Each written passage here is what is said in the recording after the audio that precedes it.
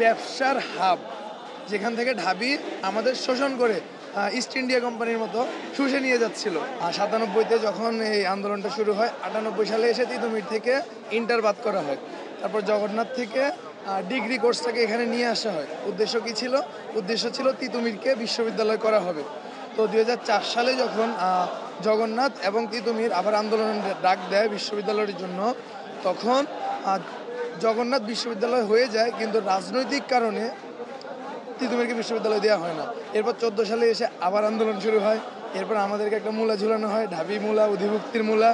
এই মূলাটা আমাদের বড় ভাইদের আসলে দোষ ছিল আমি বলবো না, তারা ভেবেছিল যে তাদের যে পড়াশোনার স্ট্যান্ডার্ড এটা বৃদ্ধি পাবে, এটা ভেবে তারা মেনে নিয়েছিল। কিন্তু অ্যাকচুয়ালি আমরা তখন একটা বৈষম্যের মধ্যে ঢুকে যাই। আমরা হয়ে যাই একটা ব্যবসার হাব, যেখান থেকে ঢাবি আমাদের শোষণ করে ইস্ট ইন্ডিয়া কোম্পানির মতো শুষে নিয়ে যাচ্ছিল। তো এখন 24-এ এসে আমরা আবার আন্দোলনটাকে রিওপেন করি। এটা কিন্তু আজকের আন্দোলন না, পুরনো একটা আন্দোলনকে আমরা রিওপেন করি। তো আমাদের দাবিগুলো যৌক্তিক। আপনারা ইতিমধ্যেই জানেন দাবিগুলো। আমাদের তিতুমিরকে বিশ্ববিদ্যালয় করতে হবে, কিন্তু আমরা জানি এটা একটা লেংদি প্রসেস। এর জন্য আমরা এখনই বিশ্ববিদ্যালয় চাচ্ছি না, আমরা চাচ্ছি আমাদের কমিশন দেওয়া হোক। আমাদের এই কমিশন বিশ্ববিদ্যালয় হবে কি নির্ধারণ করবে, আমাদের তিতুমির বিশ্ববিদ্যালয় হবে কি হবে না।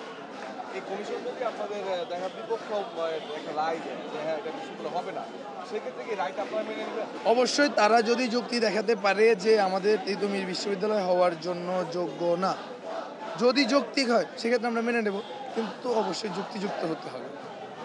এর বাইরে ঢাকার আরও যে 7টা কলেজ রয়েছে, এই কলেজগুলোতে একই দাবি করে তারাও বিশ্ববিদ্যালয় চায়। আপনারা তেমন অধিভুক্ত আছেন, তখন কি আপনারা তাদের কোনো সহমত থাকবে? আমরা তাদেরকে স্বাগত জানাই। তারা যদি বিশ্ববিদ্যালয় করে নিতে পারে, আমাদের সম্পূর্ণ সাপোর্ট তাদের সাথে থাকবে। আমরা ঘৃণা ছড়াতে চাচ্ছি না। তারা তাদের জায়গা থেকে ঠিক আছে, তারা আন্দোলন করুক, তারা যদি বিশ্ববিদ্যালয় করে নিতে পারে করুক, আমাদের তাতে কোনো মাথা ব্যথা নেই। আমরা চাই তিতুমির স্বতন্ত্র বিশ্ববিদ্যালয় হবে, তিতুমিরের স্বায়ত্তশাসন থাকবে। এটাই আমাদের একমাত্র দাবি।